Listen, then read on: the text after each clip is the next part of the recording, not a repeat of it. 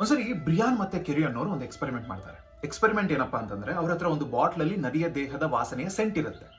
ಒಂದು ಇಲಿಯನ್ನ ಒಂದು ಲ್ಯಾಬ್ ಕರ್ಕೊಂಡು ಬಂದು ಆ ಇಲಿ ಆ ವಾಸನೆಯನ್ನ ಮೂಸಿದ ಮೇಲೆ ಅದನ್ನ ಒಂದು ರೂಮ್ ಕರ್ಕೊಂಡು ಹೋಗಿ ಅದಕ್ಕೆ ಎಲೆಕ್ಟ್ರಿಕ್ ಶಾಕ್ ಕೊಡ್ತಾರೆ.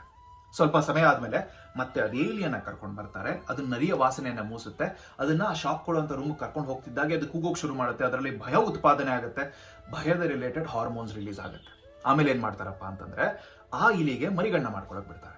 ಮರಿಗಳಾದ್ಮೇಲೆ ಅದರಲ್ಲಿ ಒಂದು ಮರಿನ ತಗೊಂಡು ಹೋಗಿ ಆ ನರಿಯ ವಾಸನೆಯನ್ನ ತೋರಿಸ್ತಾರೆ. ಇಲ್ಲಿ ನೋಡಿ, ಆ ಮರಿಗೆ ಇನ್ನೂ ಯಾವ ರೂಮಿಗೆ ಕರ್ಕೊಂಡು ಹೋಗೂ ಇಲ್ಲ, ಶಾಕು ಕೊಟ್ಟಿಲ್ಲ, ಏನೂ ಇಲ್ಲ.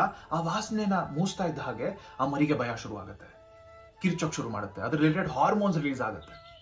ಇದರಿಂದ ಏನ್ ಅರ್ಥ ಆಗತ್ತಪ್ಪ ಅಂತಂದ್ರೆ ನಮ್ಮಲ್ಲಿರೋ ಅದೆಷ್ಟೋ ಸ್ವಭಾವಗಳು, ಭಯಗಳು ನಮಗೆ ನಮ್ಮ ತಂದೆ ತಾಯಿಯಿಂದ ಬಂದಿರುವಂಥದ್ದು. ಅದನ್ನ ನಾವು ಸಾಲ್ವ್ ಮಾಡ್ಕೊಳ್ಳಿಲ್ಲ ಅಂತಂದ್ರೆ ನಮ್ಮ ಮಕ್ಕಳಿಗೆ ಹೋಗುವಂಥದ್ದು. ಅದಷ್ಟೇ ಅಲ್ಲ, ನಾವು ಹೊಸದಾಗಿ ಏನ್ ರೂಢಿಸ್ಕೊಳ್ತೀವೋ ಅದು ಕೂಡ ಹೋಗುತ್ತೆ.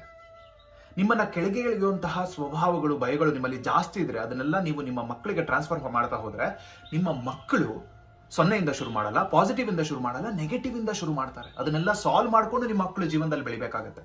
ಜನರೇಷನಲ್ ಕರ್ಸಸ್ ಅಂತ ಕರೀತಾರೆ. ಆದ್ರಿಂದ ನಿಮ್ಮನ್ನ ಕೆಳಗೆ ಎಳೆಯುವಂತಹ ಸ್ವಭಾವಗಳಿದ್ರೆ ಅದರ ಮೇಲೆ ವರ್ಕ್ ಮಾಡಿ, ಅದನ್ನ ಸಾಲ್ವ್ ಮಾಡ್ಕೊಳ್ಳೋ ಪ್ರಯತ್ನ ಮಾಡಿ, ಅದನ್ನ ಬದಲಾಯಿಸೋ ಪ್ರಯತ್ನ ಮಾಡ್ಕೊಳ್ಳಿ. ಇಲ್ಲ ಅಂತಂದ್ರೆ ನಿಮ್ಮ DNA ಮೂಲಕ ನಿಮ್ಮ ಮಕ್ಕಳು ಕೂಡ ಹೋಗುತ್ತೆ, ಅವರು ಕಷ್ಟಪಡಬೇಕಾಗತ್ತೆ.